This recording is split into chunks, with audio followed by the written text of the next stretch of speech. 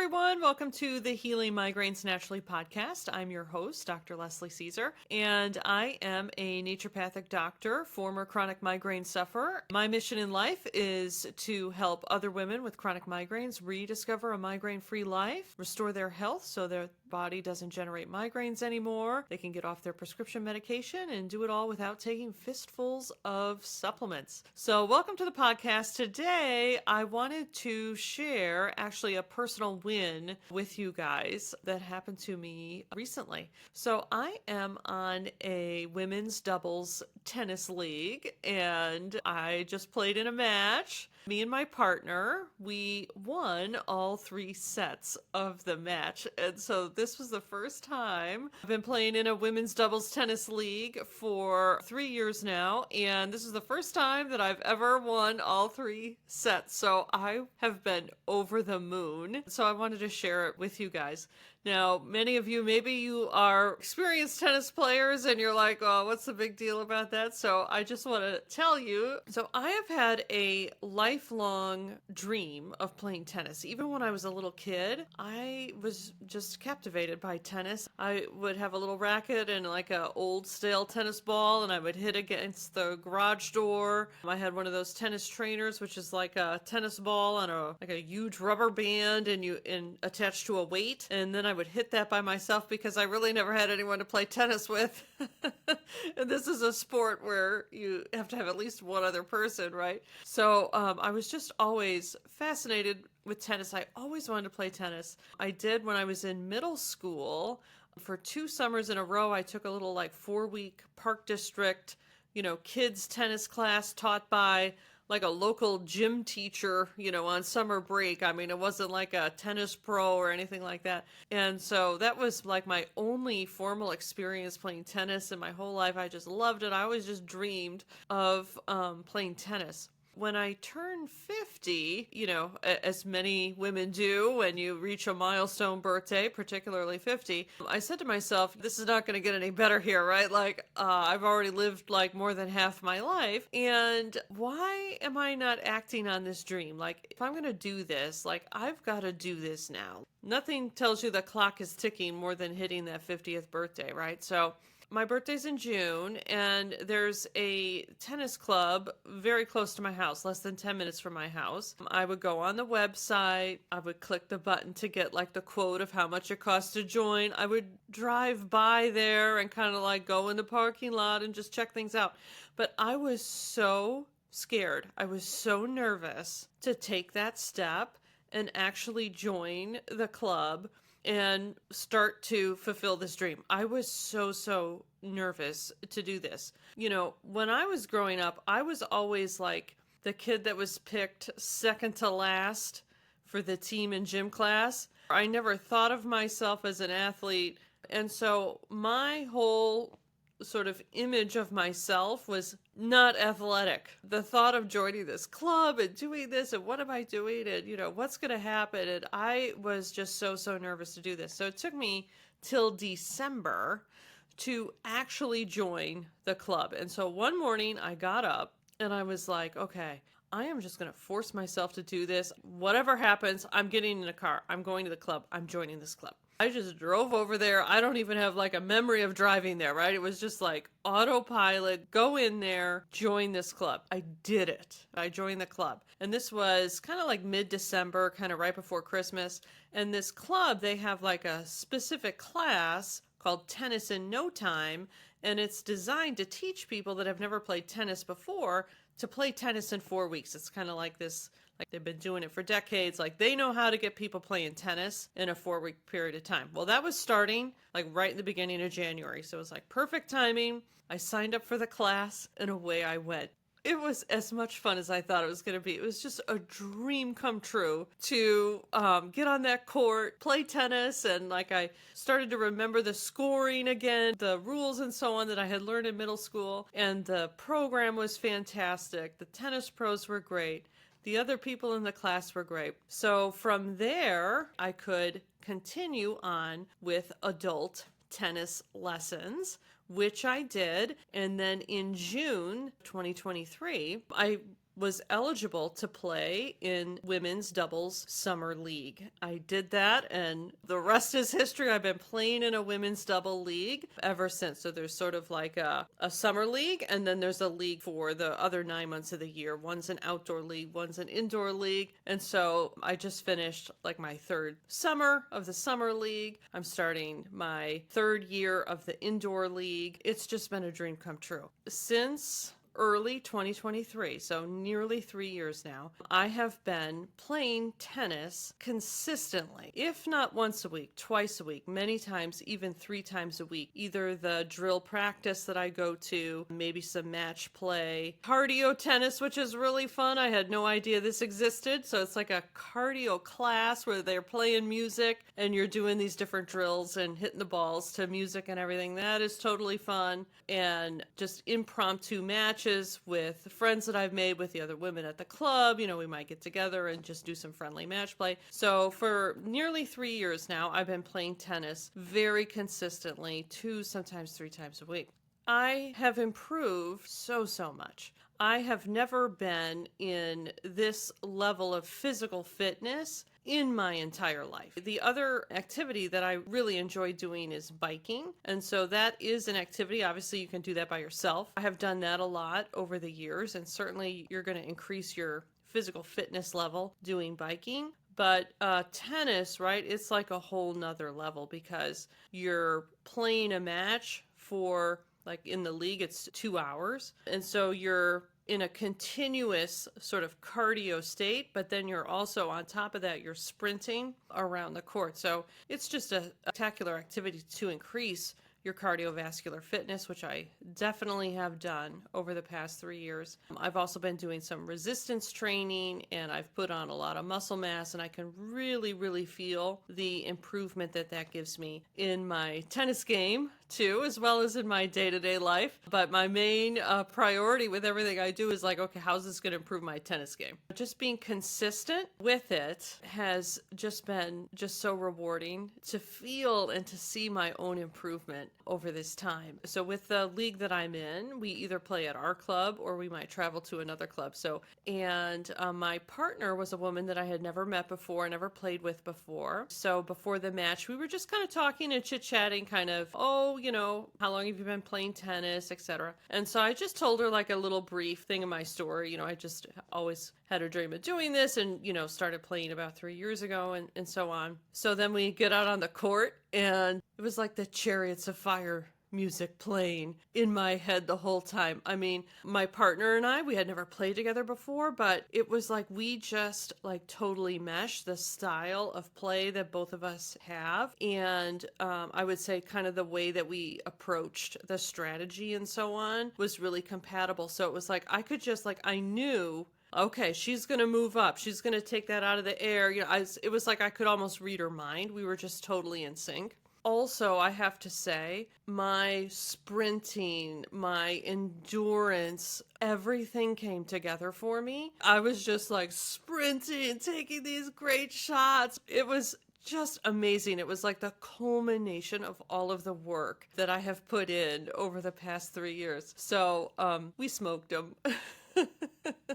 One of the other women on the other team, she got a little rattled, psychologically, because a big part of the game is just like maintaining your composure, your demeanor, your game face. She started kind of making some errors and stuff like that. So my partner and I were like, all right, she's getting rattled, keep hitting the ball to her, keep hitting the ball to her. And then by the time we finished an hour and a half, so we've got another half hour, 30 minutes left of the match, we were starting the third set. The 2 other women we were playing, they were really exhausted. And I said to my partner, I said, looks like they're getting a little tired over there. And my partner goes, I feel great. What about you? I said, oh yeah, I'm ready to go. Right. So again, it was like, I could just feel like my physical fitness level and everything else was just really, on point. And so we just sailed through that third match. I am so happy about this because I've lost so many matches and so many sets prior to this. I mean, I have been the person that has been smoked so many times over the past 3 years. So to finally win all 3 sets after all of this hard work, it was just, like I say, I have just been just walking on a cloud since this happened. I've just been so happy about this. After we finished the match, the club serves like a little lunch that you eat after you finish the match. So we were like leaving the court area and we were walking to the cafeteria area. And my partner and I, we were just like on this high. And she turned to me as we were going into the cafeteria, because I had told her before we started that I had just started playing and this was like lifelong dream. And, she turned to me and she said, you are a real athlete. And I was like, thank you. Thank you so much. But this is the thing too, right? Like, I never thought I was athletic. I never would have expected anybody to say, oh, there's Leslie. She's an athlete, right? I would never have even described myself that way. But as soon as she said that, I was like, yeah, I am an athlete. I am athletic. I found that out about myself in my 50s.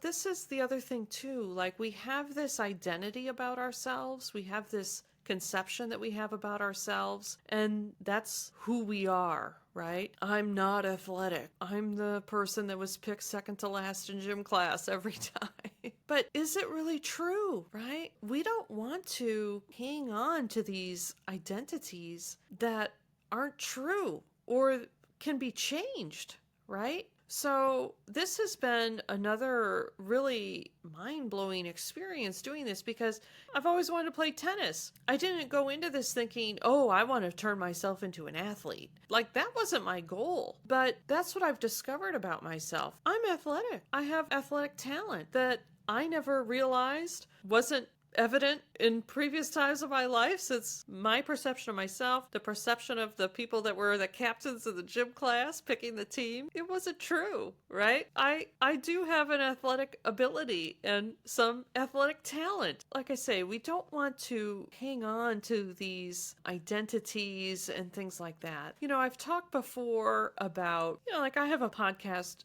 It's one of my favorite podcasts. It says why I don't wear the migraine ribbon, right? We'll link to that in the show notes. We don't want to take on these identities that are false, limiting. I'm a migraine sufferer. I'm a migraineur.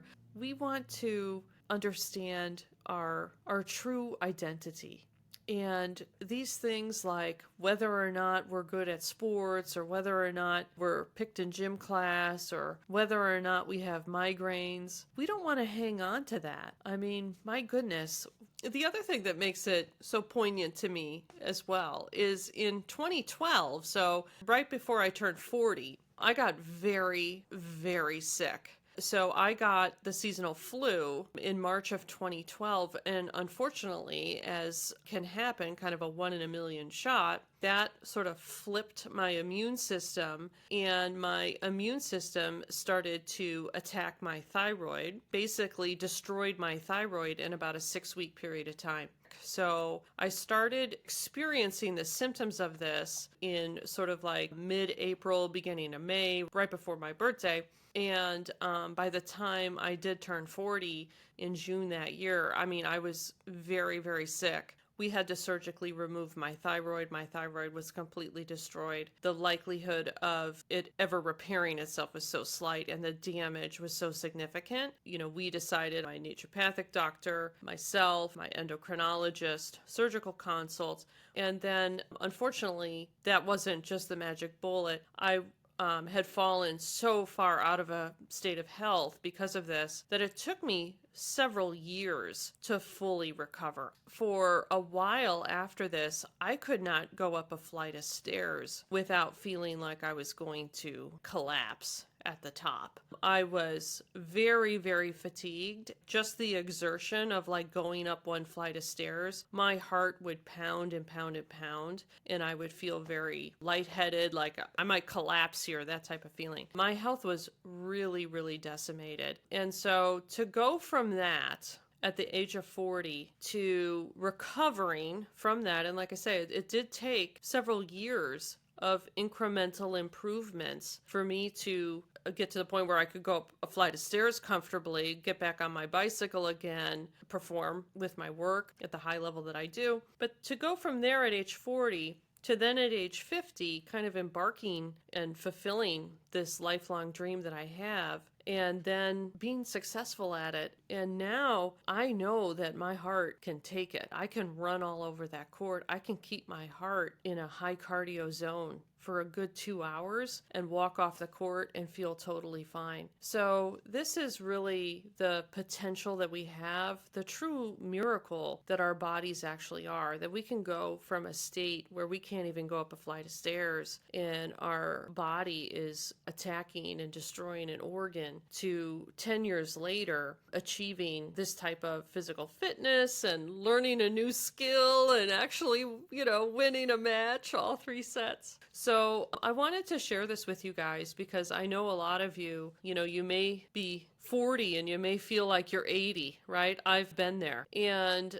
during that time when I was really sick, my daughter was very young. My daughter turned 2 right around this point in time of my life. I remember waking up in the middle of the night, 2, 3 o'clock in the morning, not being able to fall back asleep because I felt like I was just a shadow of myself. And I was so young and my daughter was so young. And what is the future going to be like? And am I ever going to feel better again? Is anything else going to go wrong here? I remember those really dark nights. And I know a lot of you listening probably go through the same thing with your migraines and any other health concerns that you have. And you may be wondering, is this all I have left? Is this going to be the rest of my life? I'm so young. Is this it for me? Yeah, I've thought those same thoughts too. I've been there with you too. But if I had taken on sort of like this chronic disease identity, would I have recovered to the extent that I have? I don't know. I don't know if I would have. And so I'm so thankful that I already knew enough about how much the body can heal and recover. And that's what kept me going through those horrible dark nights at 3 a.m. where I would cry and wonder, what is my future? But at least I had the knowledge that probably I can get through this because other people have gotten through this. Other people have healed and recovered. That really kept me going. Most Americans, they're being told that they have a chronic condition and that this is their new reality and now they're a chronic disease sufferer, etc. And these things are not helpful. Just like me thinking that I'm not an athletic person, that's not a helpful identity to have if somebody is trying to fulfill a dream of learning to play tennis. So we really have to be on guard. I mean, this whole experience has really, I've really taken an even closer look within myself as to what identities am I not even aware of that I'm kind of clinging to that really aren't in my best interest, that are holding me back, that aren't really in alignment with other things that I want to accomplish in my life.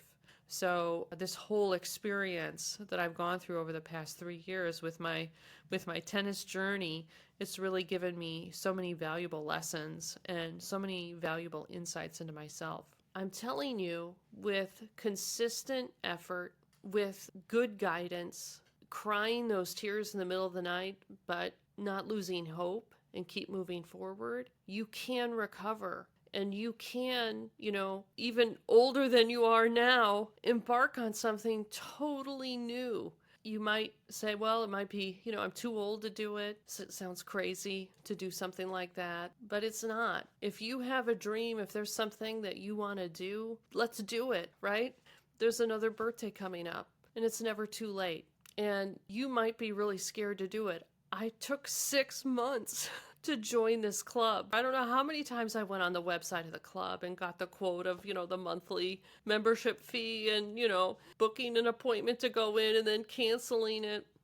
I know what we do to ourselves, right? So in order to have this type of dramatic change, right? We've got to go through the fear of it. A lot of people say, oh, well, if it's meant to be, it's going to be easy. Or if it's the right thing for you, everything is just going to fall into place and you're just going to find it so easy. It'll just be like walking down the golden road. I don't know about you. I mean, some big things I've done in my life have been really easy and I haven't had a lot of anxiety to do it and it's been smooth sailing. But most of the really big things in my life that were really important to me and were a stretch for me, I was terrified, absolutely terrified to do. And I procrastinated some, I put it off some, and thank God that came a day where I said, you know what? I'm just gonna have to do this scared. I'm just gonna have to move forward even though I'm terrified.